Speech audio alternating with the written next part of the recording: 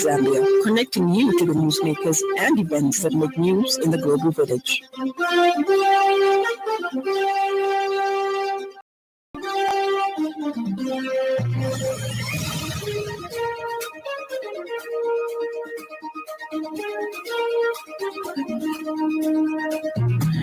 Good 5 FM Radio Main News, the headlines.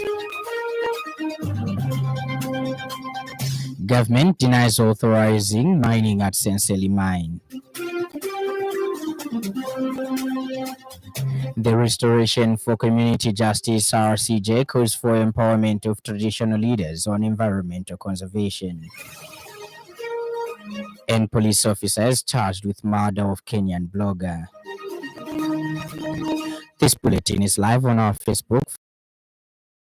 My name is Lance Sannie, Banda. The Ministry of Mines and Minerals Development has dismissed reports claiming that it authorized mining activities at Senseli mine in Chingola, Copperbelt Province. Mines and Minerals Development Minister Paul Kabuswe clarified that Senseli mine remains a private operation. However, the minister reaffirmed that the government is engaging with its owners to ensure all activities are formalized in accordance with mining regulations. Mr. Kabuswe reiterated the government's dedication to promoting safe and lawful mining practices, emphasizing that security agencies are collaborating closely to ensure an orderly regularization process. The minister further explained that Chingola Member of Parliament Chipoka Mulenga visited the mine over the weekend, not to endorse unauthorized mining, but to advise miners on the importance of operating within the confines of the law. In a related development, Mr. Kabuswe confirmed that all illegal miners at KCM's Nchanga mine were instructed to vacate the premises last Saturday, underscoring the government's zero tolerance on policy toward unlawful mining. He disclosed that security personnel have been deployed to the area to restore order. Ministry of Mines and Minerals Development.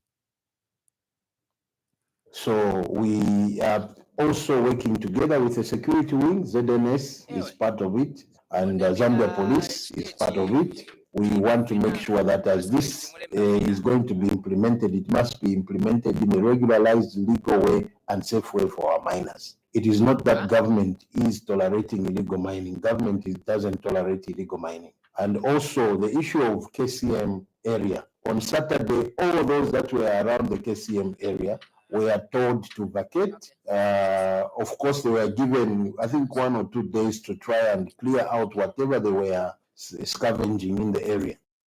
The Oasis Forum, a consortium of civil society organizations, has officially launched a national campaign against Bill number 7 of 2025, which seeks to amend the constitution.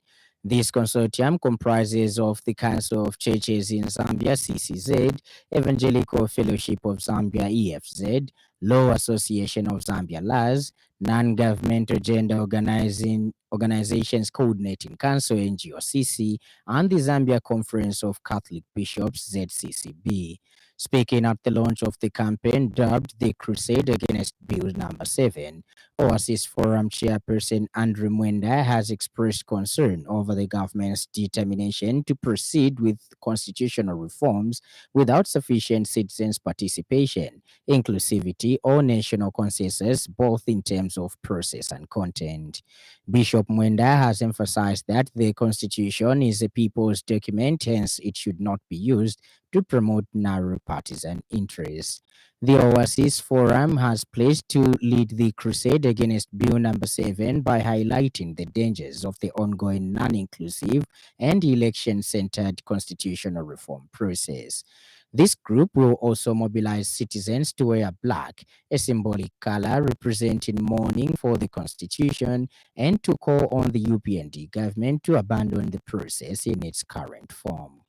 The Evangelical Fellowship of Zambia, EFZ, the Law Association of Zambia, LAZ, and the Non-Governmental Gender Organizations Coordinating Council, NGOCC, and the Zambia Conference of Catholic Bishops, ZCCB, has noted with concern government's determination to proceed with the reform of the Constitution of Zambia, despite the process lacking citizens' participation, inclusivity, and consensus, both on the process and content. As the forum, it is our position that the process of amending the supreme law of the land should be inclusive, participatory, and widely accepted by citizens and stakeholders to assure a legitimate outcome.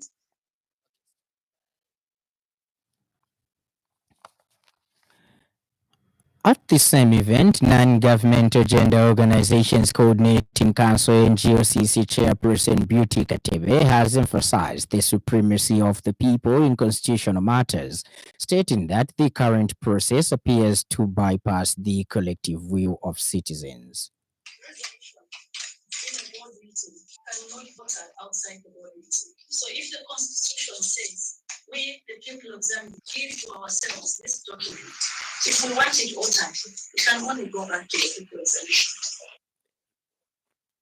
Meanwhile, Law Association of Zambia President Lungisani Zulu has highlighted that the legal basis of making the constitution comes from the people. Making a constitution must always come from the people. And if people are not consulted in terms of the process, as well as the content, if they are facilitated with sufficient mechanisms for the collective wisdom to amend the constitution, then the judgment lacks the legal basis. So it is not just Article 79.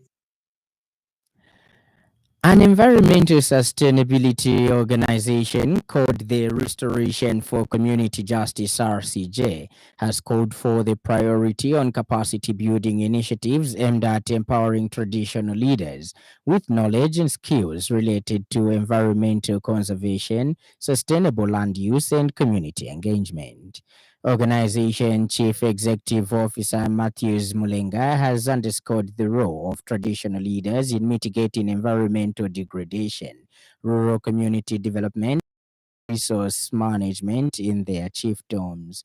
Mr. Mulenga says, as custodians of cultural heritage and community governance, traditional leaders possess exceptional insights and influence that are vital for fostering sustainable environmental practices and effective land management in natural resources management such as water and wetlands.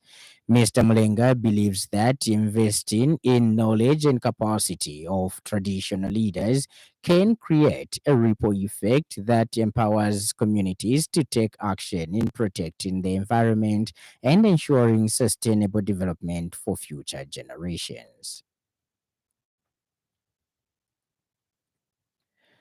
A female police officer identified as Constable Elizabeth Banda, aged 35 years, of Livingstone Police Camp, has died in a fatal road traffic accident after being hit by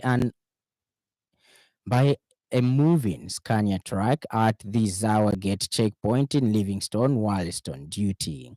Southern Province Commanding Officer Accenture Daka has confirmed the development, stating that the tragedy occurred yesterday, June 22nd, 2025, at around 13:15 hours at Zawa Gate 3 security checkpoint along Nakatindi Road. According to Mr. Daka, the deceased sustained broken right ribs, a deep cut, and an open wound on her right knee due to the impact. Mr. Daka said the victim was rushed to the intensive care unit ICU at Livingstone Teaching Hospital, where a chest x-ray revealed that she had sustained multiple broken ribs in the right side of the chest, which punctured her right lung. The commanding officer added that despite all medical efforts, she tragically passed away while receiving treatment. In the meantime, a male driver identified as Bonnie Mbulo, aged 40 years, of unknown house number Kapirimposhi 10 of area, who was driving a Scania tipper truck, escaped unhurt and no damage was recorded to the motor vehicle.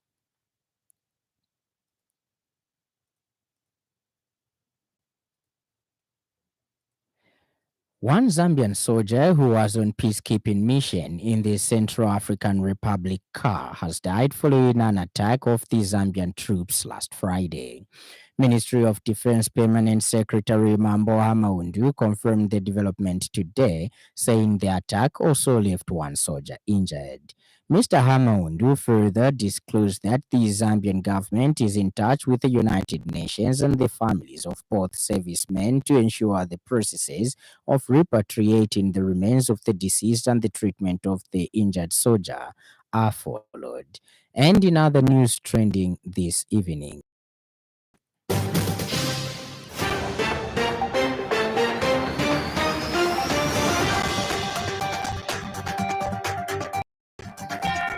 governance and development advocate Zambia Godaza has urged political parties to uphold peace and focus on issue-based campaigns as the country prepares for the upcoming by-elections in various constituencies and wards. Ministry of Information and Media Permanent Secretary Tabo Kawana says the media plays a critical role in effectively communicating the Southern African Development Community SADC development agenda. Up next, the business news. 5FM Radio Business News. We mean business. Keep you current in commerce, trade, and industry, local and global. It's our business to keep you informed about business.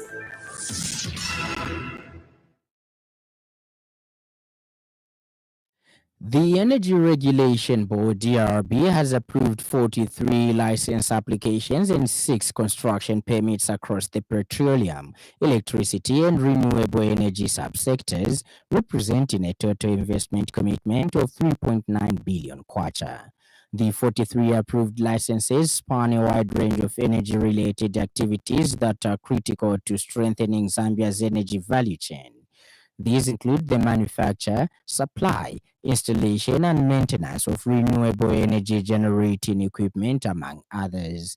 The board states that among the 6 construction permits approved, 2 are for large-scale renewable energy projects. Fitula Solar Company Limited received authorization to construct a 12-megawatt solar photovoltaic power plant in Chingola at an estimated cost of 11.5 million United States dollars.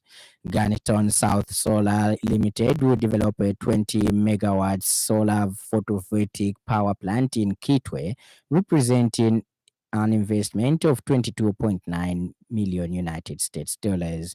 Namukolo Kasumpa, URB Public Relations Manager, confirmed the development to 5FM News. The distribution, import, and export of petroleum products and liquefied petroleum gas, as well as the importation, blending, packaging, distribution, and export of lubricants.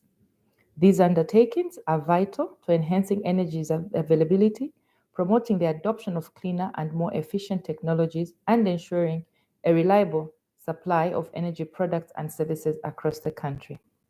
Among the 6 construction permits approved, 2 are for large-scale renewable energy projects. Fitula Solar Company Limited received authorization to construct a 12-megawatt solar plant in Chingola at an estimated cost of 11.5 million. Ends the business news.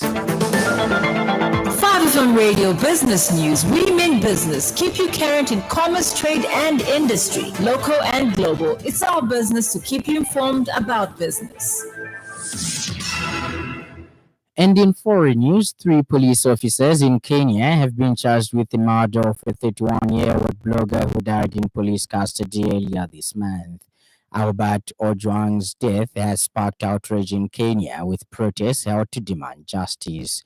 Mr. Albert was arrested after Kenya's Deputy Police Chief Eliud Lagat filed a complaint accusing the blogger of defaming him on social media. Mr. Lagat stepped aside last week pending the outcome of investigations into Ojwang's death. He has denied any wrongdoing. And in sports news, the Ministry of Sports, Youth and Art is set to construct an ultra-modern multi-sports facility in Livingstone, following the allocation of a 10-hectare piece of land by the Livingstone City Council. This development was confirmed during a courtesy call paid this morning by the permanent secretary in the ministry, Mr. Kangwa Chileshe, on how worshipped the mayor of Livingstone, Ms. Constance Mulebai. The two officials held discussions centered on preparations for the groundbreaking ceremony set for the transformative project scheduled for August 2025. The proposed facility will include a stadium, multi-purpose sports court, youth training center, and dedicated arts infrastructure, making it one of the most comprehensive sport and youth hubs in Zambia. After the meeting, Mr. Chileshe and Mayor Mulebai proceeded to tour the allocated land, signaling the start of groundwork for the ambitious development. Speaking during the visit, Mr. Kangwa emphasized the government's commitment to sports development through infrastructure investment. He noted that the facility will not only promote talent development in sports and creative sector, but also stimulate tourism, job creation, and broader economic growth in Livingstone and Zambia at large. In the meantime, Mayor Mlebai commended the ministry for selecting Livingstone, stating that the initiative is in line with the city's strategic vision to diversify its economic base through investment in sports and youth development. The Ministry of Sport, Youth and Arts will spearhead the implementation of the project in collaboration with local authorities, private sector stakeholders, and cooperating partners. The development is part of government's broader strategy to strengthen youth engagement and national development through youth, sport, and art. This is contained in a press statement made available to 5FM News by Ministry of Youth, Sport, and Arts Public Relations Unit. And this evening's weather report, the evening is mainly clear, windy at times and mild. That item brings us to the end of the news part. Before we go, a recap of the stories that made headlines.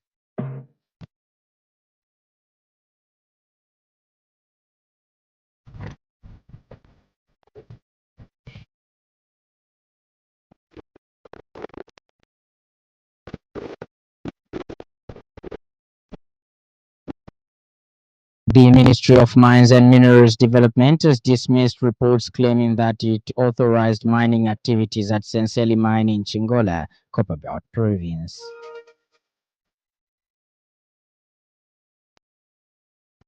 An environmental sustainability organization called the Restoration for Community Justice (RCJ) has called for the priority of capacity building initiatives aimed at empowering traditional leaders with knowledge and skills related to environmental conservation, sustainable land use, and community engagement. Police officers in Kenya have been charged with the murder of a 30 who died in police custody earlier this month.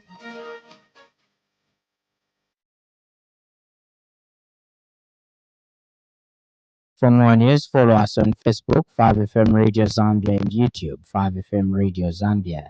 On behalf of the entire news crew and the technical department, thank you for listening to the happy hour of 5FM. Stay safe and stay tuned to 5FM Radio. My name is Lance Sannie, Banda. Enjoy the rest of the evening.